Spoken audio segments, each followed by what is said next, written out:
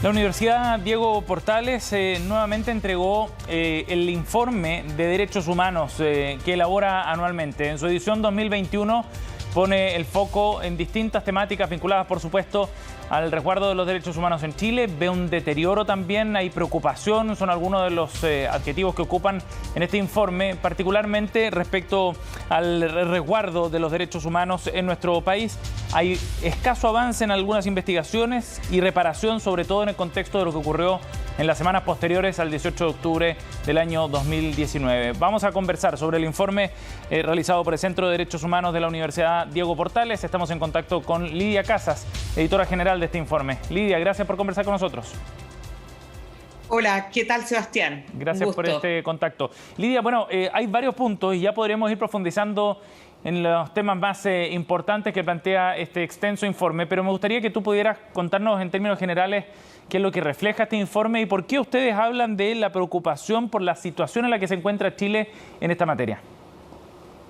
Bueno, nosotros advertimos ya desde el informe del año 2020 sobre una serie de situaciones que nosotros planteábamos que tenemos una suerte de crisis y discriminación estructural que es la que nos ha llevado a una situación de estallido.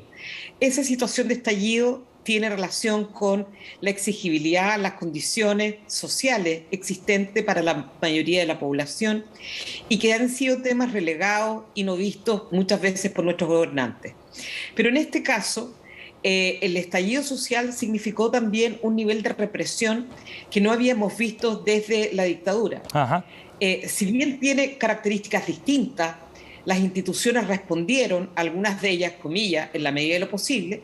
También hay críticas que nosotros hacemos al lento proceso de las investigaciones que se han realizado en el marco de la violencia realizada por agentes del Estado. Lidia, ¿y ustedes a qué atribuyen ese lento avance? ¿Tiene que ver con asuntos circunstanciales como la pandemia, por ejemplo, o otros aspectos más bien de cómo el Estado se hace cargo? Bueno, yo creo que hay múltiples factores. La pandemia fundamentalmente jugó un rol central en los primeros meses. Nosotros decimos además que el Ministerio Público, luego de la pandemia, hizo un trabajo muy concentrado para procesar, para investigar casos del artículo 318 sobre las vulneraciones a las reglas sanitarias. Y sin embargo, no hay y no hubo en ese minuto, esos meses, un gran esfuerzo por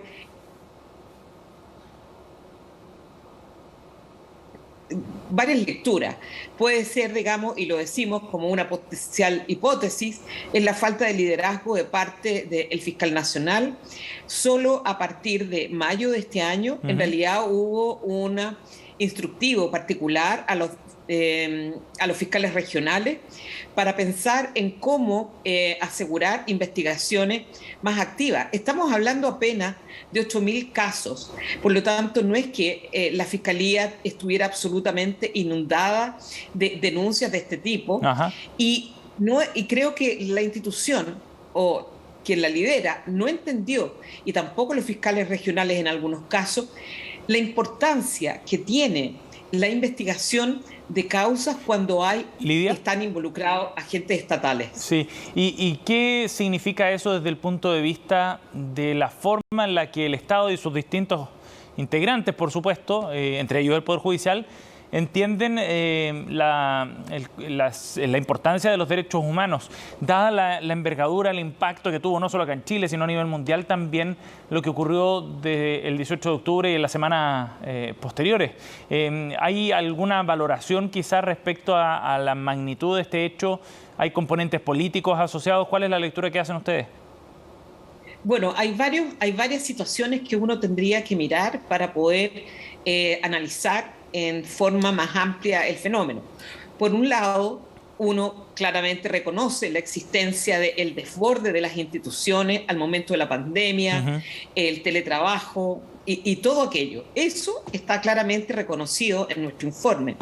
Pero sin embargo, lo que nosotros vemos también es una facilidad que tuvo los fiscales, las fiscalas, de cerrar investigaciones sin hacer ningún tipo de diligencia.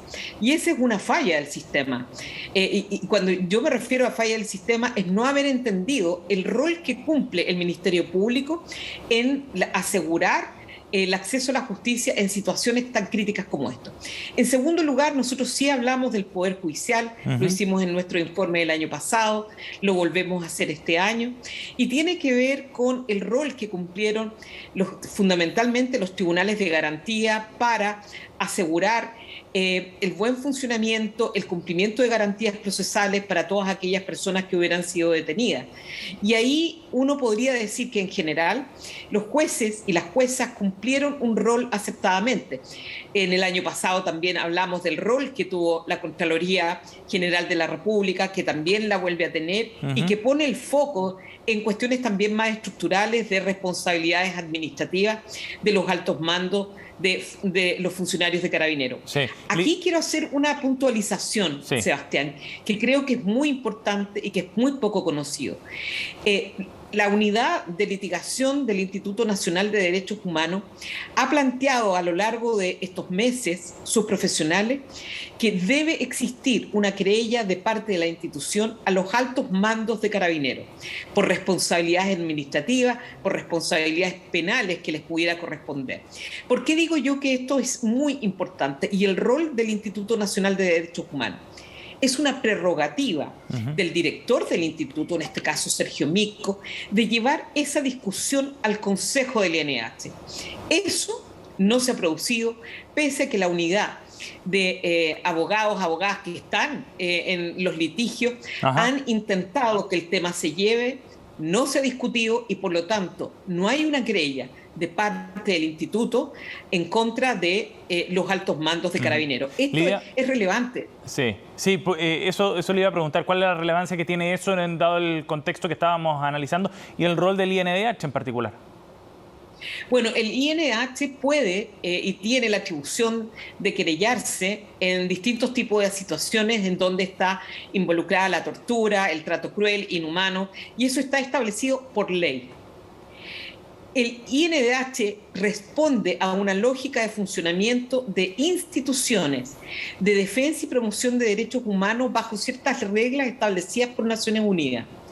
Cuando su institucionalidad, su director abdica esa responsabilidad, esa facultad que le confiere la ley, simplemente se quedan con la situación de perseguir penalmente a funcionarios determinados, personas determinadas. Eso es correcto, pero sin embargo nosotros hemos dicho desde el inicio del estallido social que aquí se compromete responsabilidad del alto mando también.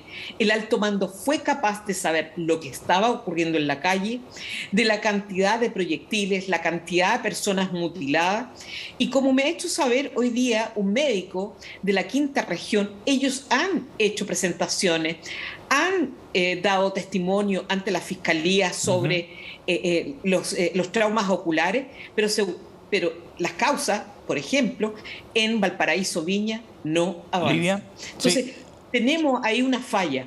Sí, de todas maneras. En razón de tiempo me gustaría hacerle una pregunta más, un par de preguntas más respecto a otro tema que ustedes también abordan y que tiene que ver con el efecto que produjo la pandemia en materia de derechos humanos en nuestro país. Hay múltiples escenarios y temas en los que efectivamente hubo un golpe duro en esta materia, producto del encierro, de las condiciones materiales también en las que vivieron las familias chilenas, del acceso a educación, etcétera. Me gustaría que usted nos pudiera contar en términos generales qué significó la pandemia desde el punto de vista de la situación de los derechos humanos en Chile. Bueno, la pandemia afectó a todas las instituciones, a la sociedad en su conjunto. Nosotros hablamos del efecto de la pandemia sobre la vida de las mujeres, en donde en el hogar ocurría todo: el trabajo, el cuidado y también la educación de niños y niñas. Y por lo tanto, la carga asociada al trabajo de las mujeres fue muy importante. Además de la pérdida de empleos, las mujeres han sufrido las consecuencias más severas de la existencia de una pandemia. Nosotros también decimos que el sistema de justicia, no solamente penal, sino que también civil, se vio fuertemente afectado por la pandemia. La pérdida de empleo, ya lo sabemos, significó también que a través de los distintos bonos que ofreció el gobierno y los retiros, digamos, que fueron aprobados en el Congreso, las mujeres pudieran reclamar parte de las pensiones de alimentos adeudadas. Y se mostró la magnitud todo el mundo supo la magnitud de la deuda de pensiones alimenticias. Cuando un hombre no paga, quienes finalmente alimentan, cuidan y mantienen a sus hijos son otras mujeres. Sí. Hay un desplazamiento de la responsabilidad. Entonces, hablar de las familias es hablar de aquellos hombres que no pagan pensión de alimentos, pero esas mujeres siguen trabajando para mantener, para cuidar. En otros aspectos, también la educación.